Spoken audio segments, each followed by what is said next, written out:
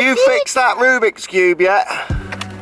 Morning everybody. More editing, more meetings, more paperwork today. I like filming best. So yesterday's question, 2 most important parts of putting. Lots of people getting this right actually. It's being able to choose the right line and hit it the correct pace. If you can't do those 2 things, then it's really going to be pot luck. Strike would be in there with them because it obviously contributes to pace and start line as well. And one thing as I measure more and more people on my Sand Putt Lab is that they do not control strike with the putter. They struggle to strike the putter. It's amazing, isn't it? But good to see lots of people saying starting direction and pace. So today's question, lots of people still out there talking spin numbers, and I think it's something that, like, if you don't get to play golf and you sit at a desk a lot and you want to play golf more, then the next best thing I guess is talking spin numbers, it seems at the minute. So how much spin is too little? So when you hit a tee shot with your driver, everyone wants their perfect spin rates. How much spin is too little a spin? Post comments down there. Hit that thumbs up button if you're loving the daily vlogs, and also hit that subscribe button. As always, you just click it and then you get notifications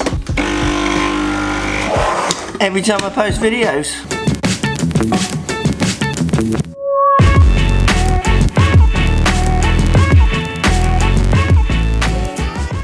Right, these kids aren't going to take themselves to school yet, are they? Well, one of them does.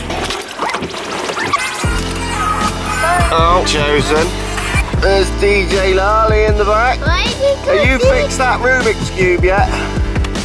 So today we're going to mix it up a bit. I was going to be doing this swing, so this is you're on tomorrow, not today, so thanks for sending, but we're going to mix it up a bit today. Today's question just made me think about putting. I think lots of you are not thinking enough about putting, so I'm going to give you some drills around putting of things I've seen measured from my Sand Putt Lab. So think about this. Right, this is my mother's putting stroke measured on sand. This is her strike. You can see it's centre base, but not that consistent. She plays off a teen-based handicap. She's 19, something like that. And let's show you some of the dynamics of her stroke. One being strike there. This is the second one. This is her speed profile, if you like, of her downswing. So these lines, each one is 5 different putts.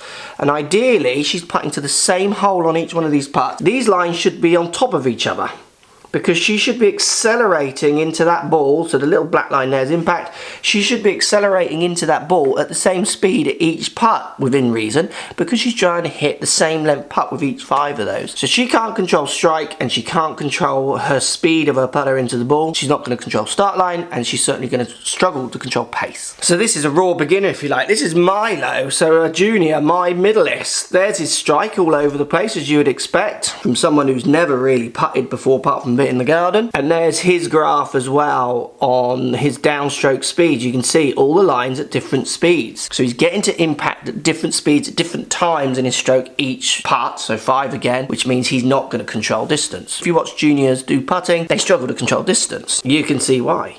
So let's go more skilled golfer. This is Coach Lockie. That's his strike. So even though it's not centre base, you can see he scores on consistency because it is consistently in the same spot. So he's going to get a consistent start direction subject to his face control, and probably a consistent speed off the putter. That combined with 5 putts, look at his graph, all the lines pretty much on top of each other. So he's hitting it in the same part of the face each time, and he's also swinging the club at the ball at the same speed pretty much each time. He's going to control pace. If he can get his start directions, pick his lines, he's going to do what he's doing at the minute, which is hole putts. This was after his lesson, by the way, with me. So this is me. There's my strike, a little bit toe based, but relatively consistent. My strike could get better. And then if you look at my downstroke forward swing dynamics, again, 5 putts almost blending into one line. I generally can control pace. I generally can start the ball in the right place. Sometimes I can read the greens. That often depends on how much I'm talking before my putt though.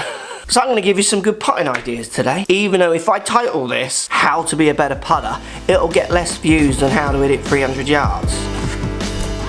Come on, try harder, please.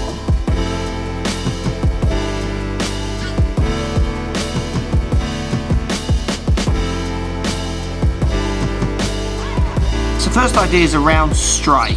It's just something people don't think about. Whenever I measure people with strike, they just struggle to strike a putter. You wouldn't think it would be so hard with the club moving at this speed, but a lot of people find it very difficult. So you've probably seen this drill a million times, and it works. So I've got 2 balls either side of the middle ball, and I'm going to just try and hold short putts here, just creating basically a little gate. So I'm just gating 2 balls to get my putter through. Obviously, if it gets through the gate, I'm going to strike the middle ball somewhere near the middle of this putter face. Using balls with your face on is optional. Now the trick when you do this is trying to work out what makes you get through the gate more times. So what I mean by that, what happens if I feel like I do it from the middle of my stance? Does it feel easier or harder? Do I find it easier or harder when it's off my front foot, so my front toe? So with any drill, you want to use it as a voyage of discovery, not an answer. It's not going to fix you, it's how you understand what makes that drill work best for you is the real skill. Sometimes I think drills are just sold as the fix. They're not. It's how you use the drill is the fix. And then also with the strike, does it feel better if I get my shoulders tilted at one angle or not? Or do I make sure my shoulders are parallel with my feet or that ball to target line? So do the drill, trying to make the gate as small as possible, trying to feel which way gets that strike centered most of the time. Helps if you hold them as well. I'm escaping the office. I'm going to get lunch on the bike, and I wonder what I'm going to get for tea tonight. There's something else. You can comment down there, what do you reckon? But you'd have to pause the video because obviously you might know come the end of the video. Let's answer your questions. Alright, brah, quick question for you. So I'm a six handicapper. I'm trying to get down to 5 this summer. That's the aim. I'm just wondering, is there any benefit to actually having a push caddy or a power caddy, or does it not really matter? I mean, I like to carry. I'm pretty fit. I'm pretty in shape. But I hear, handicappers say, oh no, you should get a power caddy or a push caddy. You know, it can save you 1 or 2 shots per round. Just after your opinions, really, mate. Cheers, brah. Should you get a trolley or a powered trolley? Good question.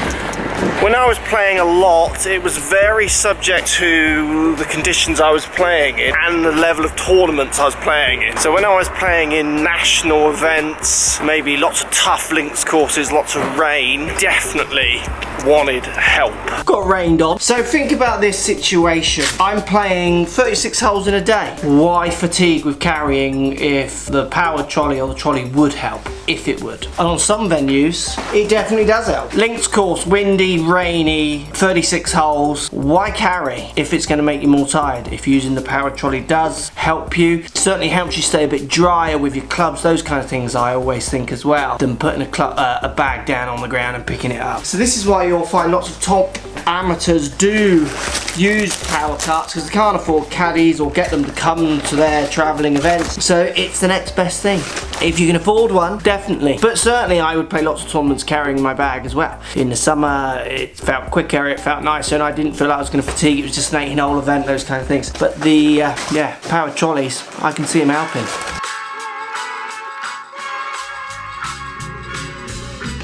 Freestyled the helmet today, just put the old egg in it, you know? So great idea is to control distance. How many of you practice distance control? I see hardly anyone doing it. I've got 2 balls set out here in a kind of gate, and I'm going to try and hit some putts from that end of the green and get them to stop on this line between the 2 balls. So I'm not going so much at a target, you can see they're quite wide apart. I'm going much more to try and hit an exact distance.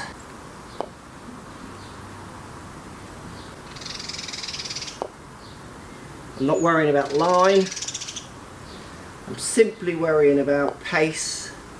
So if I hit 5 putts here,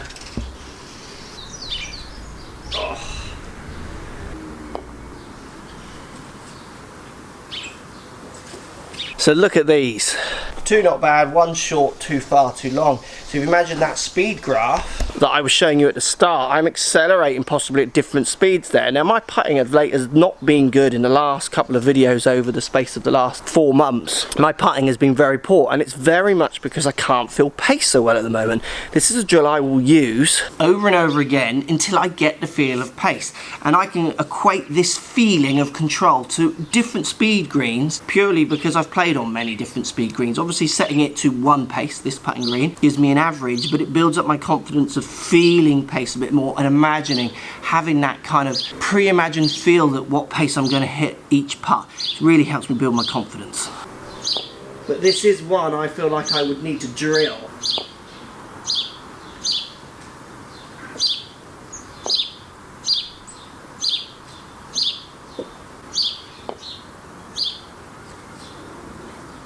That is more like it. Do this on a carpet, do it on a putting green. You don't always have to go to the holes. It's a great way of improving your distance control. Distance control is a key to good putting.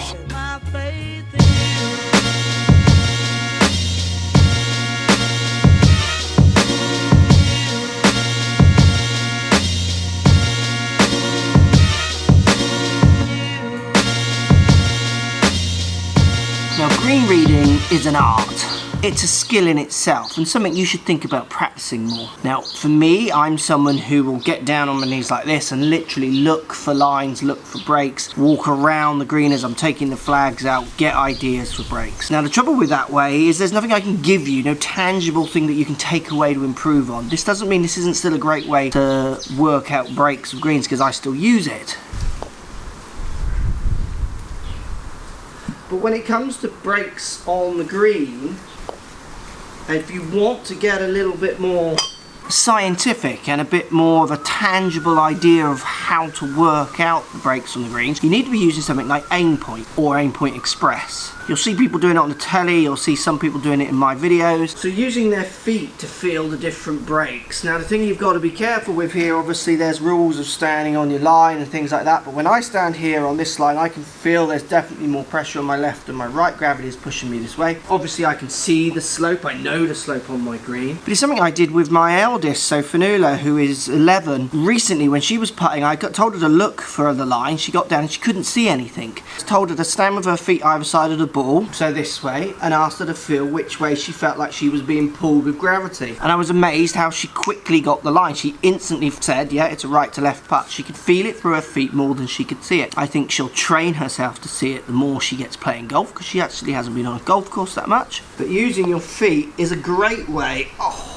to try and get an understanding of the green reading. If you're looking for Endpoint Express, you need to go online and search up. There's some people on Twitter you can look at. If you're in America, John Graham might put you in the right direction. You've got Jamie Donaldson in the UK. They do Endpoint classes, and there are Endpoint certified pros around the country. And if you're looking for that science, that kind of really tangible idea when it comes to reading greens, is a massive skill. Those are the guys to go and see.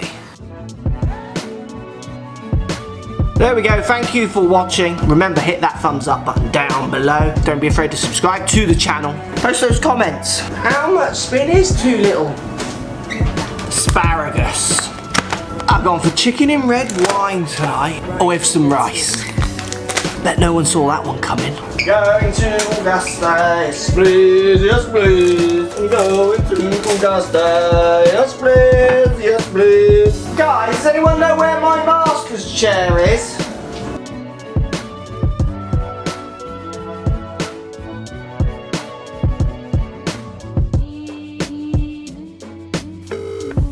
Raymondo! Had cocaine for breakfast.